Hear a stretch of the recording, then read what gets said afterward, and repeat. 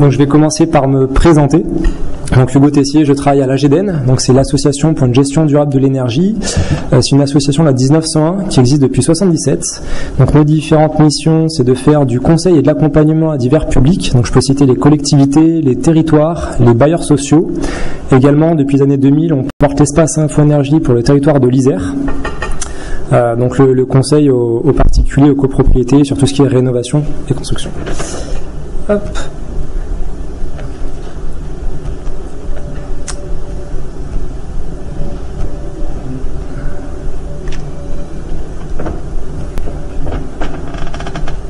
Je te laisse pour ça.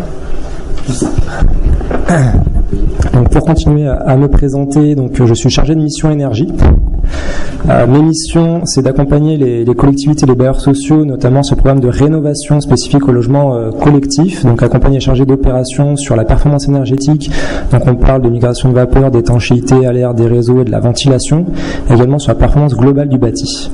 J'ai également une formation un peu plus spécifique sur la maison individuelle en tant que formateur pour le Greta, un dispositif plateforme. Donc on forme les artisans à travailler en groupement et on accompagne également des chantiers, ce qui permet d'avoir des retours d'expérience sur ce que je vais vous présenter aujourd'hui.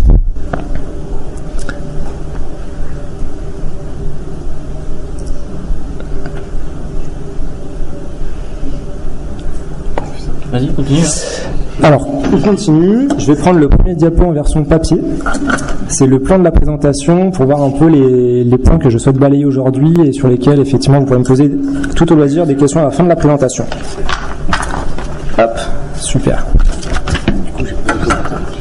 C'est pas grave, les commentaires, je les aurai en tête. Au cours de cette présentation, je vais essayer de rappeler effectivement pourquoi le focus est fait sur la présentation en double flux. Effectivement, dans quel cas choisir une ventilation simple flux ou double flux, vous verrez que mon choix en tout cas est assez partie prenante. Vous essayerez de comprendre pourquoi.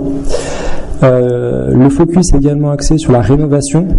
Vous verrez qu'en fait que les éléments que je vous apporte aujourd'hui permettent également de répondre aux questions sur le neuf. On a juste les mêmes problématiques avec des freins en moins.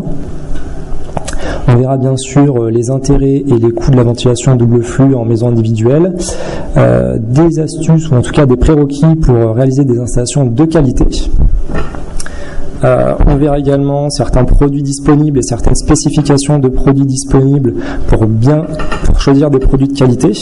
On parlera bien sûr du dimensionnement et donc notamment des débits de ventilation et des taux de renouvellement d'air. Si je dis des gros mots, n'hésitez pas à vous signaler pour que je puisse aller un peu plus loin dans les explications. Et bien sûr, ensuite, pour une installation de qualité, on va parler d'une bonne mise en œuvre pour limiter notamment les niveaux acoustiques, qui sont un des gros défauts aujourd'hui, qui sont clairement répandus dans l'esprit du particulier. Et on verra également les spécificités de mise en œuvre et de mise en route. Hop. Alors la ventilation, mes prédécesseurs l'ont un peu rappelé, mais je vais réenfoncer le clou à nouveau. Elle a plusieurs objectifs, c'est conserver le bâti, on est bien d'accord, c'est un prérequis qu'on maîtrise déjà depuis 82, voire même avant. Mais aujourd'hui, on parle bien plus souvent de qualité de l'air, donc préserver l'humain, parce qu'on est quand même les occupants de ces bâtiments-là. Que le bâtiment soit bien en place, c'est une bonne chose, qu'on reste en bonne santé, c'est un autre élément. Quand on parle de ventilation, pour assurer la qualité de l'air, on évacue les polluants, donc c'est le principe de l'extraction. Donc en fait, quand on évacue les polluants, on fait rentrer de l'air neuf, et il faut savoir que l'air neuf est bien moins pollué que l'air intérieur.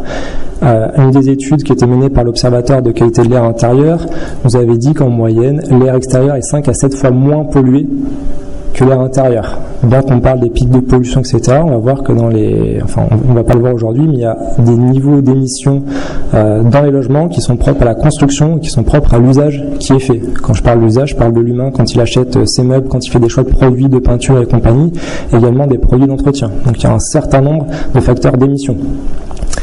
Les polluants, donc j'ai pu citer les composés organiques volatiles. On parle aussi de dioxyde de carbone, de CO2 et de vapeur d'eau notamment. On est bien d'accord que, mis à part ces deux objectifs primordiaux, l'objectif de la ventilation est également d'assurer le confort de l'humain. Le confort de l'humain, donc on a déjà eu le confort sanitaire, on parle également de confort thermique, donc de ne pas sentir des courants d'air froid notamment, et du confort acoustique. Mettre une ventilation, c'est pour être sanitairement confortable, mais de ne pas pouvoir vivre dans des bonnes conditions dans son logement, on n'en veut pas. Et bien sûr, les deux objectifs qui nous relient aujourd'hui, c'est les consommations d'énergie et également l'économie. On va toucher au portefeuille. Il y a donc un équilibre et un optimum à trouver sur ces installations-là. Je ne vais pas me rétendre sur les arrêtés de 82, comme l'ont dit mes prédécesseurs. Un des principes fondateurs, c'était de poser des débits d'extraction minimum. On parle bien aujourd'hui de débits d'extraction. On verra après pourquoi j'insiste sur ce terme-là quand on parle de double flux. L'arrêté de 82 a été modifié par l'arrêté de 83 qui intègre la modulation de débit. Donc en substance, ce qu'elle nous autorise, c'est à réduire les débits dès lors qu'on a un système qui serait asservi. Donc derrière ça, on peut l'interpréter quand on a un système hygroréglable, donc qui module le débit en fonction du taux d'humidité. Elle nous autorise, peu ou prou, à réduire les taux de renouvellement d'air. Là, je m'arrête pas sur le taux de renouvellement d'air, ça parle à tout le monde. Le taux de renouvellement d'air, quand là je cite l'exemple de 0,3 volumeur, c'est-à-dire que dans une pièce qui ferait 100 mètres cubes, chaque heure, je renouvelle 30 mètres cubes. Et donc elle nous autorise, contrairement à la T de 82, si je prends des grands chiffres, on était sur des taux de renouvellement d'air courants sur la maison individuelle aux alentours des 0,5 volumeurs. La T de 83 nous permet de descendre aux alentours des 0,3 volumeurs. Là, c'est qu'une libre interprétation à corriger des surfaces et des typologies de logement. La question non innocente, est-ce que cet arrêté de 83 est compatible avec le confort sanitaire de l'occupant ? Le confort sanitaire, il y a plusieurs indicateurs, mais qui ne peuvent pas forcément être pris comme tels. Et le premier qui est très souvent regardé, qui est regardé depuis longtemps, parce que c'est très facile de poser des sondes et d'avoir des résultats de mesure, c'est sur le niveau de concentration en dioxyde de carbone. Donc aujourd'hui, on ne considère pas comme un indice de qualité de l'air, mais plutôt comme un indice de confinement. Mais on sait qu'effectivement, dès lors qu'on dépasse les niveaux qui sont couramment admis de 1000, 1300, voire 1500 ppm, particules par million, on a déjà des difficultés de concentration, de prise de décision, d'endormissement. Et quand on dépasse effectivement d'autres seuils de l'ordre de 2500, 3000, qui peuvent paraître élevés comme ça en première écoute, mais qui sont couramment rencontrés pour faire pas mal de mesures et même avoir des sondes dans des bureaux, donc avec un faible taux d'occupation. On arrive à ces niveaux-là assez rapidement. Et là, on parle vraiment de sensations d'étouffement. Mais on y arrive. Un autre indicateur d'aspect sanitaire, c'est les COV, composés organiques volatiles, et je vais insister un peu plus sur le formaldéhyde, parce que, pour le citer, c'est un cancérogène certain, donc qui n'est pas anodin du tout pour les aspects sanitaires. Sur le formaldéhyde, le Conseil de la santé publique, donc il y a déjà un petit moment, avait défini des valeurs cibles, donc pour 2017 et pour 2019. Donc 2017, aujourd'hui on y est. Ce niveau cible, il nous recommandait de ne pas dépasser des seuils d'exposition au-delà de 50 microgrammes par mètre cube en moyenne. Pour 2019, le seuil est encore plus contraignant de 10 microgrammes par mètre cube. Je suis d'accord que ces seuils peuvent paraître abstraits, effectivement, notamment pour les thermiciens qui sont présents dans la salle et d'autres personnes plus proches de l'énergie. Là, on a changé un peu de domaine, mais les universités et certaines études vont nous le ramener dans un langage courant, donc sur ce taux de renouvellement d'air, donc sur les débits qu'on souhaite mettre dans les maisons. Une des études avait montré qu'avec nos taux d'émission aujourd'hui rencontrés sur le logement, pour atteindre notre cible de 50 microgrammes par mètre cube, il faudrait des taux de renouvellement d'air minimum de 0,6 volumeurs. Si on souhaite atteindre 10 microgrammes par mètre cube, il faudrait avoir des taux de renouvellement d'air supérieurs à 3 volumeurs. Là, 3 volumeurs, on le verra après qu'en termes de consommation d'énergie, on va avoir du mal à retrouver nos moutons. On est quand même sain et sauf, il faudra activer un autre gros levier qui n'est pas le taux de renouvellement d'air, mais qui est les émissions. Donc effectivement, sur ces choix de produits et de consommation, on a un autre gros levier activé différent du taux de renouvellement d'air. Donc voici la synthèse sur les taux de renouvellement d'air, où je vais passer ensuite à la partie énergétique. La réglementation française nous permettrait de se contenter de taux de renouvellement d'air légèrement supérieurs à 0,3 volumeurs avec des systèmes hygroréglables. Après, d'un point de vue sanitaire, on ne peut pas s'en contenter, et donc on va viser effectivement des taux de renouvellement d'air de 0,6 volumeurs. Et dans la partie dimensionnement, on va voir que ça a son intérêt. Donc l'énergie, là-dessus je ne vais pas m'étendre, c'est juste pour poser un premier jalon.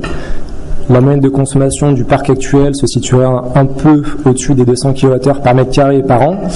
Un peu avant la RT 2012, on avait plutôt des conceptions légèrement inférieures à une centaine de kilowattheures par mètre carré par an. Aujourd'hui, les RT 2012 et notamment les objectifs de rénovation, donc à terme, ça serait effectivement d'atteindre du 50 kWh par mètre carré par an. Donc 50 modulo les zones et les hauteurs, et la topographie. Mais c'est juste pour poser effectivement la grandeur. Pourquoi cette grandeur de 50 kWh, il faut la garder en tête ?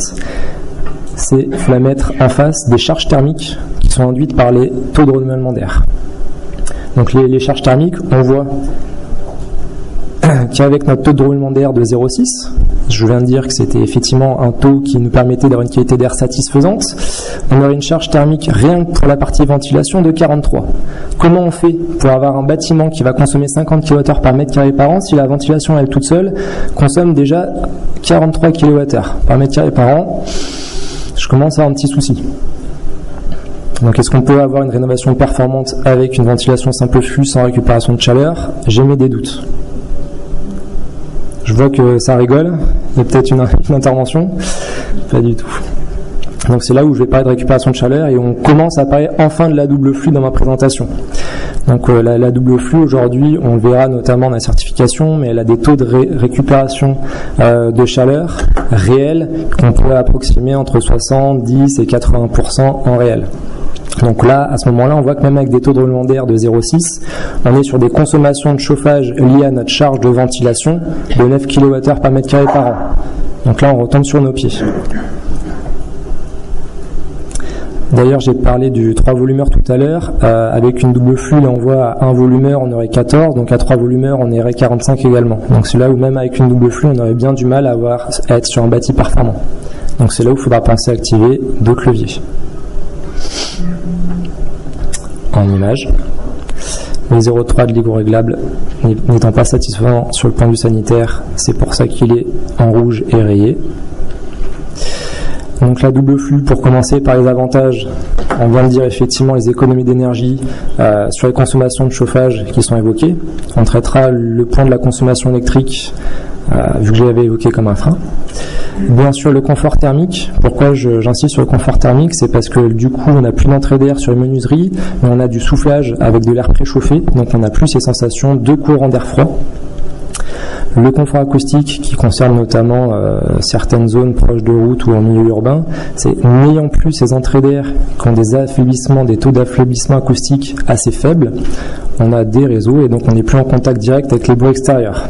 Bon, dans certains collectifs, du coup, on entend plus facilement ses voisins. C'est pas qu'ils font plus de bruit que la ventilation fait du bruit, c'est juste qu'on est un peu plus, on entend moins les bruits extérieurs, donc on entend d'autres bruits qu'on n'entendait pas jusqu'alors. Pas qu'ils n'existaient pas, c'est qu'il y avait bien un bruit qui les couvrait. Un quatrième avantage, c'est que vu qu'on a moins de charge thermique, on a une réduction des puissances de chauffage, donc ça peut avoir divers avantages. On va pouvoir limiter les stockages quand on parle de solutions bois parce qu'on va limiter les consommations. On va pouvoir également baisser les températures d'émission en gardant les mêmes émetteurs par exemple, qui peut améliorer les rendements. Donc quand je parle de rendement, je pense notamment au système à condensation, aux pompes à chaleur ou aux pertes réseau. On va améliorer la qualité de l'air. Vous allez me dire, c'est surprenant. Pourtant, si on a les mêmes taux de renouvellement d'air, qu'est-ce qui fait qu'avec une double flux, on améliore la qualité d'air? C'est parce que tant qu'on est en simple flux, on ne maîtrise que l'extraction. Mais par où est rentré l'air? On souhaitait qu'il rentre par le salon, on souhaitait qu'il rentre par les chambres. Mais tout ce qu'on mesure, c'est l'extraction. Donc dans une maison qui n'est pas étanche, comment s'assurer que l'air qu'on extrait dans la cuisine ou la salle de bain est rentré par la chambre? On sait que dans les maisons notamment existantes, on a des défauts d'entrée d'air au niveau des menuiseries, au niveau des oscillobattants, au niveau des fenêtres coulissantes, au niveau des passages de gaines. Donc si l'air il fait comme l'eau, si il peut rentrer facilement par un endroit, pourquoi se compliquerait-il la vie? Donc c'est là où on arrive dans des maisons en simple flux où on a un taux d'extraction satisfaisant et pourtant on est confiné dans certaines pièces et notamment des pièces clés qui sont les chambres à coucher. Pourquoi cet exemple-là? C'est parce que dans les chambres à coucher on a globalement peu de réseau, donc on est généralement bien étanche. On a des fenêtres relativement étanches, etc. Et l'air est rentré par d'autres entrées d'air. Donc là je sens que j'ai pas été très clair, on peut revenir en discussion en aparté. Les inconvénients, je vous laisse un peu de temps pour les dégorger.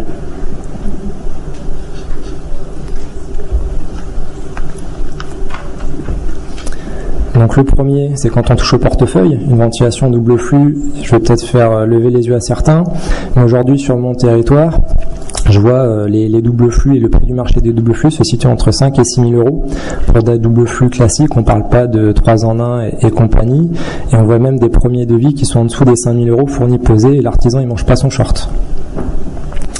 Donc on verra effectivement quels sont certains moyens pour arriver à ces coûts-là et qu'on rencontre aujourd'hui couramment. Un deuxième défaut de la ventilation double flux, et notamment en rénovation, c'est l'intégration des réseaux. On est d'accord, il est plus complexe. Il peut paraître à certains très compliqué et donc être exclu directement. La ventilation est exclue pour l'intégration des réseaux. Il faut voir que sur la plateforme qu'on anime sur l'Isère, en fait, dans la plupart des maisons, on a les possibilités d'intégrer les réseaux. On verra ces quelques exemples contraints. Sur la consommation d'électricité plus élevée, on est d'accord, il y en a une, mais on verra que c'est des niveaux qui sont acceptables et qui gardent tout, la ventilation double flux garde tout son intérêt. On est bien d'accord qu'une ventilation double flux, contrairement à simple flux, il y a un entretien qui est nécessaire, notamment le changement des filtres. Et ça demande une bonne technicité ou en tout cas une bonne appropriation par les artisans au niveau locaux. Aujourd'hui sur notre territoire, effectivement, même quand on a des particuliers qui cherchent à faire des doubles flux, les artisans qui font de la ventilation en double flux sont pas encore très nombreux localement. Mais ça monte. Donc une installation de qualité, elle passe par 3 éléments, une bonne conception et un bon choix de matériel. Donc c'est des éléments qui pour la maison individuelle en rénovation est un marché qui est très largement ouvert aux artisans. Pourquoi cet exemple-là? C'est qu'on se rend compte qu'aujourd'hui sur nos territoires, la rénovation même complète, effectivement est un secteur de marché qui est très largement ouvert aux artisans, même et souvent en absence de maître d'œuvre ou d'architecte. Ça c'est une réalité de terrain. Sur la conception du matériel, je souhaitais dire un mot, on verra notamment les certifications. Donc l'ANF et la Passive House. Un petit focus sur les produits. Il y a 2 grandes familles de ventilation double flux. Donc une qui se développe un petit peu mais qui est encore aujourd'hui marginale sur le marché français, c'est la ventilation double flux décentralisée. Le principe, c'est toujours de récupérer de l'énergie sur l'air qui est extrait et de réchauffer l'air qui est soufflé. Mais c'est pas une ventilation centrale dans la maison, mais plusieurs blocs de ventilation, donc qui est à faire de la ventilation soit pièce par pièce, soit couple de pièces par couple de pièces. C'est-à-dire que dans une maison, on va avoir plusieurs ventilations, plusieurs petites centrales. Et dans ces ventilations décentralisées, j'ai séparé 2 types de matériel. Donc le premier que j'ai souhaité faire apparaître, c'est les produits avec soufflage et reprise permanent. C'est-à-dire qu'il y a bien 2 ventilateurs et on vient aspirer et souffler en permanence. Donc là, sur la petite photo que vous voyez, le bloc est installé dans une pièce où il y a de l'extraction, donc dans un salle de bain, une WC ou même une cuisine. Et on vient souffler à travers un mini réseau de gaines. Donc on parle même pas d'un réseau, on parle d'une toute petite longueur qui peut être de 1 à 3 mètres. Et on vient souffler dans une pièce propre, à la place de l'entrée d'air du coup. Et on répète ça effectivement en fonction de notre maison. Donc sur une maison, on peut se retrouver avec 3 ou 4 groupes de petits caissons décentralisés. Le deuxième type de caissons décentralisés, le soufflage et la reprise sont alternatifs. C'est-à-dire que pendant 45 secondes, pendant 1 minute, pendant 1 minute 30, on va aspirer, on va extraire. Et ensuite, pendant la minute 30 suivante, on va souffler. Vous allez me dire comment on fait de la récupération de chaleur. On n'est pas sur un échangeur classique, on est sur un échangeur qui va stocker l'énergie. Pendant qu'on aspire, on va récupérer, on va stocker l'énergie dans l'échangeur, et quand on va venir souffler, l'air froid va être préchauffé par l'énergie stockée dans l'échangeur.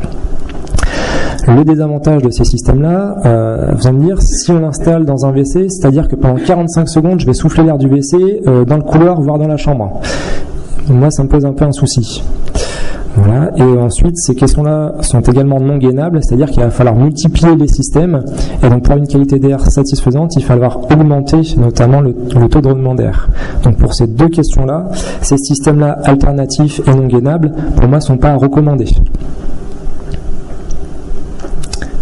On en vient au système qui est le plus répandu aujourd'hui sur nos marchés, c'est la ventilation double flux centralisée avec une seule centrale.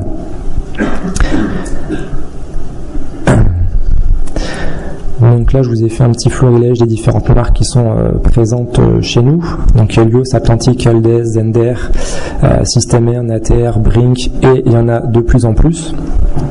Vous avez vu que sur mon image, pour les connaisseurs, il n'y a que les caissons verticaux. C'est pas anodin, on verra pourquoi dans la présentation, mais il existe aussi des caissons horizontaux qui s'installent en faux plafond et qui ont des faibles épaisseurs, des faibles hauteurs et qui peuvent être adaptés dans certains cas où on est vraiment contraint. Je vous ai montré les caissons, mais je ne vous ai pas parlé de comment on les choisit. Bien sûr, vous entendez, on va les choisir en fonction du coût, mais pas que, et encore heureux. Aujourd'hui, il y a 2 certifications qui sont disponibles sur le marché. Donc une certification franco-française, la NF205. La NF205, il faut savoir qu'elle donne des rendements d'échangeurs assez optimistes. Donc là, l'exemple que vous voyez affiché à l'écran, j'ai pris ça sur une centrale de ventilation réelle. Donc j'ai pris ça sur Fiabishop parce qu'il faut savoir qu'il y a beaucoup de centrales qui ont les doubles certifications. Donc là on voit que la même centrale qui a un rendement de 96% avec la NF205, avec la certification Passive House, qui est bien plus proche des rendements réels, a à ce moment-là un rendement de 84%. Pourtant on parle de la même machine. Et ensuite, une troisième information qui peut être importante, c'est sur l'étiquette énergie, donc sur la consommation électrique liée au débit. Donc ça, c'est des informations qui peuvent nous permettre de comparer les différentes centrales double flux. D'ailleurs, la consommation, faisant un petit focus dessus, on parle d'une consommation de 0,3 watts par mètre cube heure. Si je prends une maison un peu classique avec un taux de roulement d'air de 0,6, on va parler de 180 mètres cube heure pour une maison, un logement individuel. Je vous laisse faire le calcul, mais ça fait à peu près 45 watts. 45 watts effectivement en permanent. Est-ce qu'on est très loin des ventilations qui sont aujourd'hui ? Non, c'est-à-dire on est dans les mêmes niveaux. Aujourd'hui sur la ventilation simple flux autoréglable, on est sur ces niveaux de consommation 45-50 watts.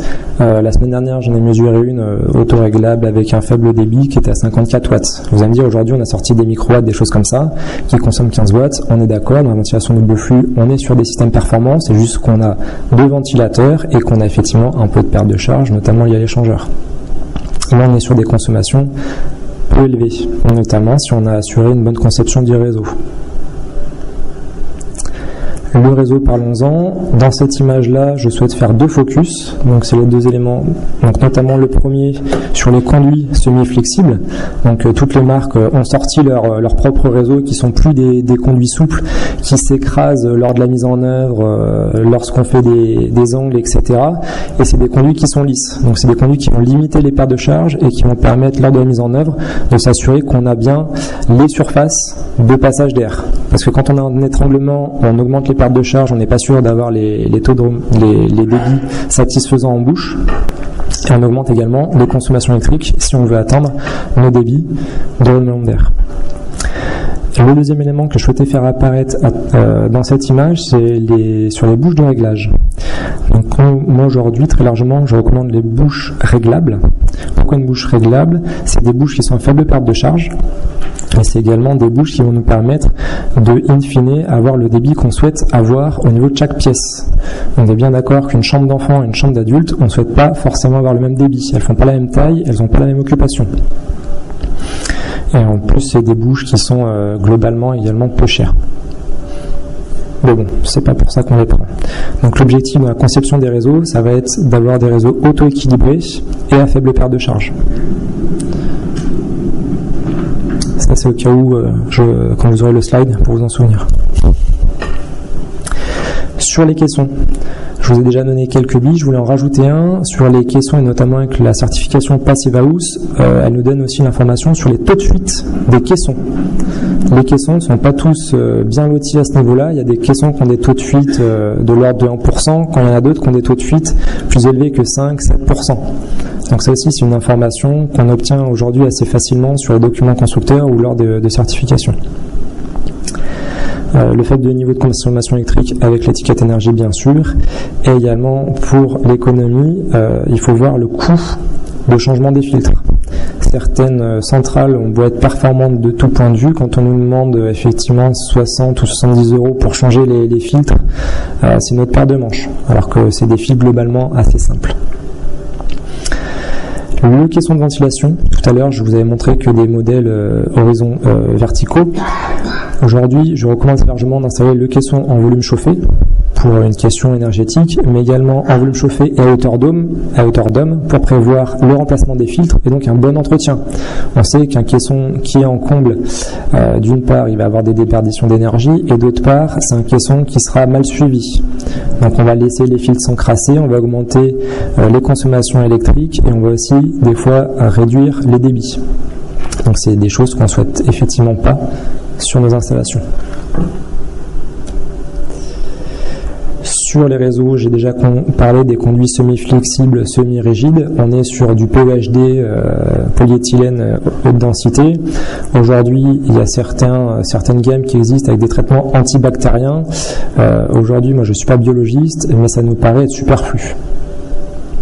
Et notamment les prix des couronnes s'envolent un peu sur ces traitements antibactériens qui aujourd'hui pour nous n'ont pas de plus-value particulière. On parle pour les réseaux d'éviter la circulation en volume non chauffé, donc pour les mêmes raisons, pour les déperditions d'énergie. Et on va également parler de bien les dimensionner, donc en termes de diamètre ou en termes de nombre, pour éviter d'avoir des vitesses d'air supérieures à 3 mètres secondes. Pourquoi 3 mètres secondes? C'est qu'au-delà de ces vitesses d'air, on a du bruit.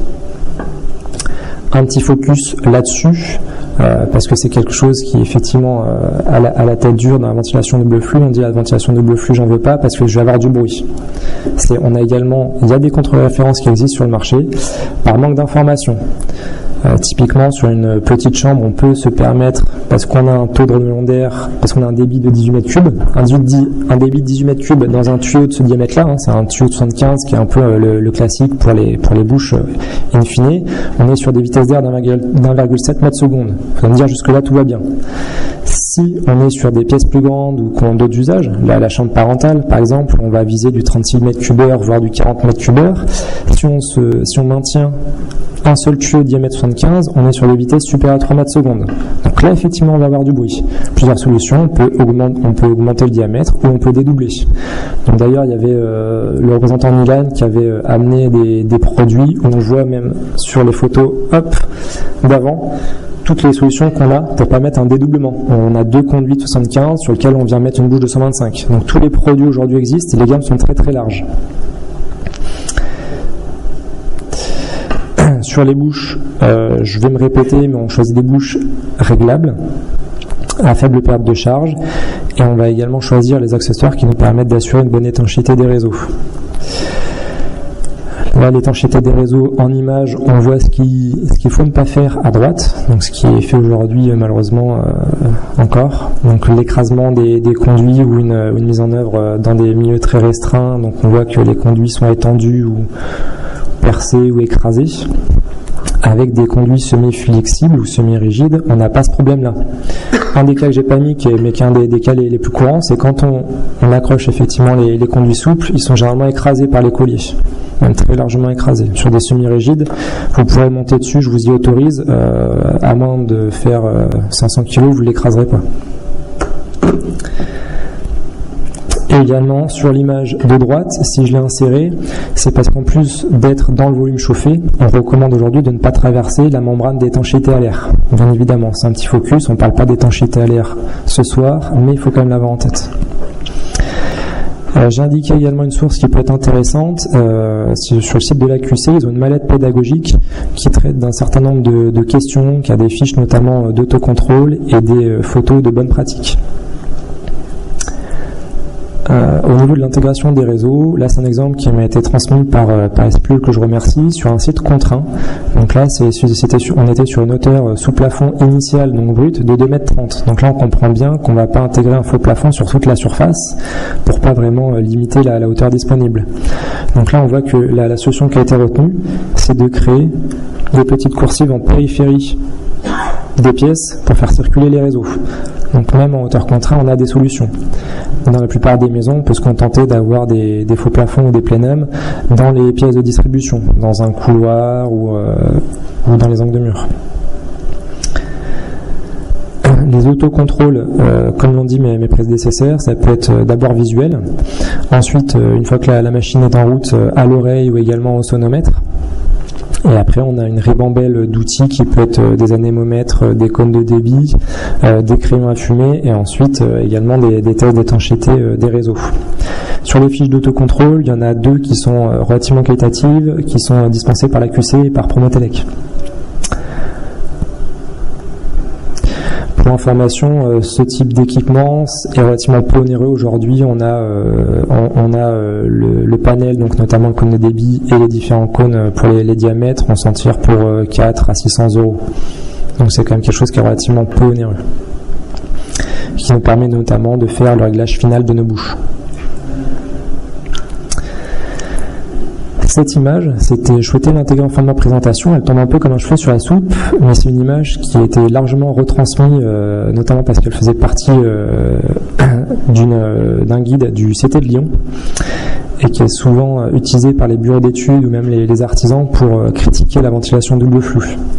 Cette image, juste pour en dire un mot, on pourra en discuter dans les questions, elle nous fait dire qu'il ne faudrait pas installer ou que l'efficacité de l'échangeur serait amoindrie en fonction de la qualité de l'enveloppe, de la qualité de d'étanchéité à l'air de l'enveloppe. Finalement, une double flux, que l'enveloppe soit étanche ou pas, elle va toujours passer le même débit. On est d'accord que si l'enveloppe est moins étanche, le chauffage va fonctionner un peu plus, il va y avoir plus de consommation, mais l'air qui est aspiré, si on aspirait 180 m3 avec une enveloppe étanche, on aspire toujours 180 m3 avec une enveloppe pas étanche, et la température de l'air intérieur est peu ou prou la même chose. C'est le chauffage qui va compenser la différence. Donc finalement, l'échangeur, s'il avait un rendement réel de 78%, 80%, avec une enveloppe étanche, il y aura toujours le même rendement avec une enveloppe pas étanche. Mais par contre, je suis d'accord que sur une maison pas étanche, ce qui n'est pas une bonne idée, les consommations globales d'énergie vont augmenter. Après, pourquoi on impute ce résultat à la ventilation double flux, je ne sais pas. J'avais fini pour ma partie et je reste disponible pour les questions.